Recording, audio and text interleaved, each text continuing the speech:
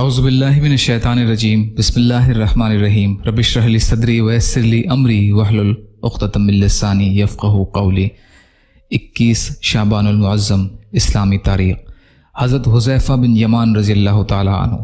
حضرت حذیفہ بن یمان رضی اللہ تعالی عنہ بنو غطفان کے خاندان سے تعلق رکھتے تھے۔ ہجرت سے پہلے ہی اسلام قبول کر لیا۔ غزوہ بدر کے موقع پر شرکت کے لیے آ رہے تھے کہ مشرکین مکہ نے ان کو پکڑ لیا، پھر اس شرط پر چھوڑ دیا کہ محمد صلی اللہ علیہ وسلم کے ساتھ مل کر ہمارے خلاف نہیں لڑیں گے۔ چنانچہ اس شرط کی وجہ سے رسول اللہ صلی اللہ علیہ وسلم نے شریک ہونے کی اجازت نہیں دی۔ انہیں صاحب سر رسول اللہ صلی اللہ علیہ وسلم کے رازداں صحابی ہونے کا شرف حاصل ہے۔ حضور صلی اللہ علیہ وسلم نے انہیں منافقین کے نام بتا دیے تھے کہ فلاں فلاں منافق ہے، تاکہ ان کی نقل و حرکت پر نظر رکھیں اور مسلمان ان کے فتنوں سے محفوظ رہ سکیں۔ اس طرح غزوہ خندق کے موقع پر رسول اللہ صلی اللہ علیہ وسلم نے انہیں مشرکین کی خبر لانے کے لیے بھیجا اور اس کے بدلے میں جنت کی خوشخبری سنائی۔ حضرت حذیفہ رضی اللہ تعالی عنہ میں رسول اللہ صلی اللہ علیہ وسلم کی سنتوں پر عمل کرنے کا ایک عجیب جذبہ تھا۔ ایک مرتبہ ایران کے بادشاہ کسریٰ کے شاہی دسترخوان پر بیٹھے تھے۔ کھانے کے دوران لقمہ ہاتھ سے گر گیا اور اس کو اٹھا کر کھانے لگے۔ ساتھ میں بیٹھے ہوئے ایک صاحب نے کہا کہ یہ موقع گرے ہوئے لقمے کے کھانے کا نہیں ہے، یہ ایران کے بادشاہ کسریٰ کا دسترخوان ہے۔ انہوں نے اس کو بڑا عمدہ جواب دیتے ہوئے فرمایا، تو کیا میں ان بے وقوفوں کی وجہ سے اپنے پیارے رسول اللہ صلی اللہ علیہ وسلم کی سنت کو چھوڑ دوں؟ اس کے بعد انہوں نے وہ لقمہ کھا لیا۔ جنگوں میں کئی ملکوں کو انہوں نے فتح کیا اور سن 35 ہجری میں ان کا انتقال ہوا۔ ان للہ و انا الیہ راجعون۔ اللہ کی قدرت۔ جراف ایک جانور ہے جس کا وزن تقریباً 800 کلو ہوتا ہے، اونچائی 17 فٹ اور زبان 15 انچ لمبی ہوتی ہے۔ تیز رفتاری کا حال یہ ہے کہ فی گھنٹہ 56 کلومیٹر طے کر لیتا ہے۔ قناعت ایسی کہ پانی میسر نہ ہو تو مہینے بھر صبر سے کام لیتا ہے۔ عجیب بات یہ ہے کہ کبھی بیٹھتا نہیں ہے، جب اسے نیند آتی ہے تو کھڑے کھڑے سو لیتا ہے۔ اللہ تعالیٰ نے اپنی قدرت سے کیسی عجیب و غریب مخلوق پیدا فرمائی ہے۔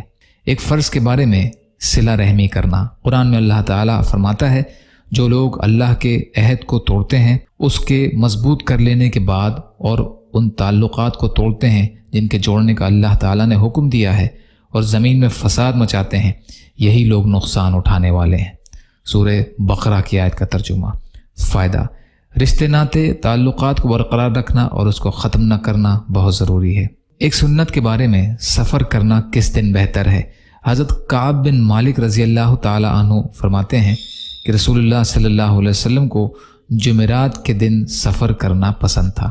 جمعرات یعنی تھرسڈے کے دن سفر کرنا پسند تھا۔ بخاری کی روایت ہے۔ ایک اہم عمل کی فضیلت اشراق کی 2 رکعت۔ رسول کریم صلی اللہ علیہ وسلم نے فرمایا، جو شخص فجر کی نماز کے بعد اپنی جگہ بیٹھا رہا یہاں تک کہ اشراق کی 2 رکعت پڑھ لے اور اچھی بات کے علاوہ کوئی بات نہ کرے تو اس کے گناہ معاف کر دیے جائیں گے، اگرچہ سمندر کے جھاگ سے زیادہ ہوں۔ ابو داؤد کی روایت ہے۔ معاذ ابن انس رضی اللہ تعالی عنہ راوی ہیں۔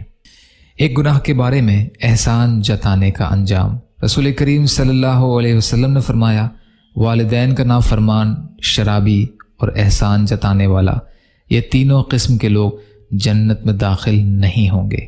نسائی کی روایت ہے۔ ابن عمر رضی اللہ عنہ راوی ہیں۔ دنیا کے بارے میں، دنیا میں زیادہ کھانے کا انجام۔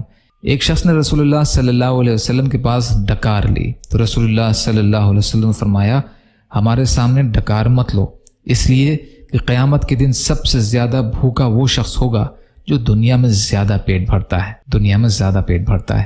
ترمذی کی روایت ہے۔ ابن عمر رضی اللہ عنہ راوی ہیں۔ طب نبوی سے علاج، شراب سے علاج کی ممانعت۔ ایک شخص نے رسول اللہ صلی اللہ علیہ وسلم سے شراب کے بارے میں سوال کیا تو آپ صلی اللہ علیہ وسلم نے اس کے استعمال سے منع فرمایا۔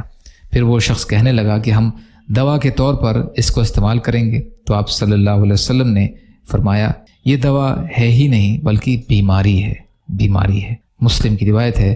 وائل حضرمی رضی اللہ عنہ راوی ہیں۔ قرآن کی نصیحت۔ قرآن میں اللہ تعالیٰ فرماتا ہے، اے ایمان والوں، تم اپنی جانوں کی فکر کرو جب تم ہدایت پر ہوگے، تو کوئی گمراہ شخص تمہیں نقصان نہیں پہنچا سکے گا۔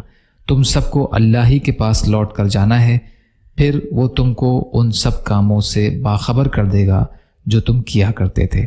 سورہ مائدہ کی آیت کا ترجمہ۔ یا اللہ ہم سب کو کہنے سننے سے زیادہ عمل کی توفیق عطا فرما۔ یا اللہ جو مظلوم ہیں، پریشان حال ہیں، بیمار ہیں، قرض میں ہیں، بے روزگار ہیں، محتاج ہیں، ان کی مدد فرما۔